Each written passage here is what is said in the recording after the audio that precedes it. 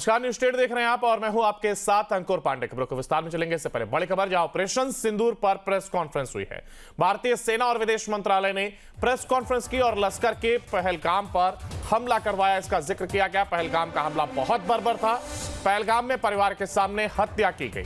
पहलगाम हमले को लेकर के देश भर में आक्रोश, तो वहीं भारत ने जवाब देने के अधिकार का प्रयोग किया और भारत ने जिम्मेदारी के साथ कार्रवाई की है। पाक से आतंकियों के साथ संबंध उजागर, तो वही एमईए हमलावरों की पहचान हुई है। ये एमईए की ओर से साफ कहा गया।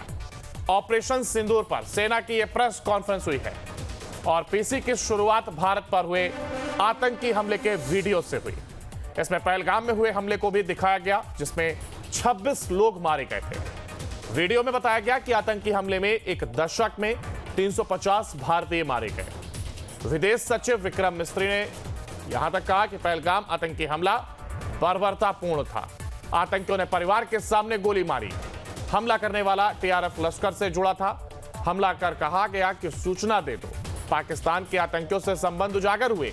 पाकिस्तान दुनिया भर में आतंकियों के लिए शरण स्थल के लिए पहचान बन चुका है।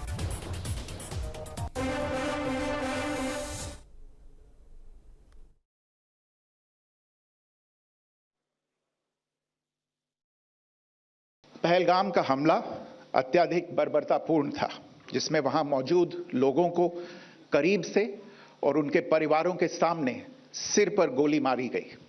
हत्या के इस तरीके से परिवार के सदस्यों को जानबूझकर आघात पहुंचाया गया।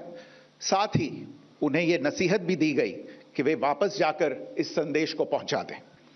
यह हमला स्पष्ट रूप से जम्मू और कश्मीर में बहाल हो रही सामान्य स्थिति को बाधित करने के उद्देश्य से किया गया था। चूंकि पर्यटन फिर से अर्थव्यवस्था का मुख्य आधार बन रहा था, इस हमले का मुख्य उद्देश्य इसे प्रतिकूल रूप से प्रभावित करना था। पिछले वर्ष आप सभी जानते हैं, 2.25 करोड़ से अधिक पर्यटक कश्मीर आए थे। इस हमले का मुख्य उद्देश्य इसलिए संभवतः यह था कि इस संघ राज्य क्षेत्र में विकास और प्रगति को नुकसान पहुंचाकर इसे पिछड़ा बनाए रखा जाए और पाकिस्तान से लगातार होने वाले सीमा पार आतंकवाद के लिए उपजाऊ जमीन बनाने में सहायता की जाए। कि पहलगाम में हुए इस हमले से जम्मू और कश्मीर के साथ साथ भारत के अन्य भागों में भी आक्रोश देखा गया। हमलों के बाद भारत सरकार ने स्वाभाविक रूप से पाकिस्तान के साथ संबंधों को लेकर कुछ कदम उठाए।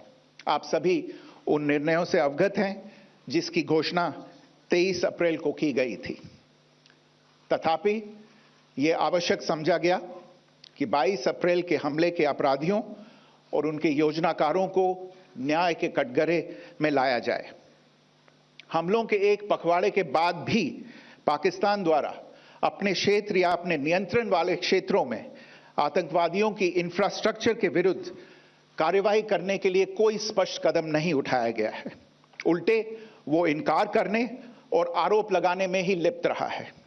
पाकिस्तान आधारित आतंकवादी मॉड्यूल्स पर हमारी खुफिया निगरानी ने संकेत दिया है कि भारत के विरुद्ध आगे भी हमले हो सकते हैं। अतः इनको रोकना और इनसे निपटना दोनों को बेहद आवश्यक समझा गया। आज सुबह, जैसा कि आपको ज्ञात होगा, भारत ने इस तरह के सीमा पार हमलों का जवाब देने और उन्हें रोकने तथा उनका प्रतिरोध करने के अपने अधिकार का प्रयोग किया है। यह आतंकवाद की इंफ्रास्ट्रक्चर को समाप्त करने और भारत में भेजे जाने वाले संभावित आतंकवादियों को अक्षम बनाने पर केंद्रित है।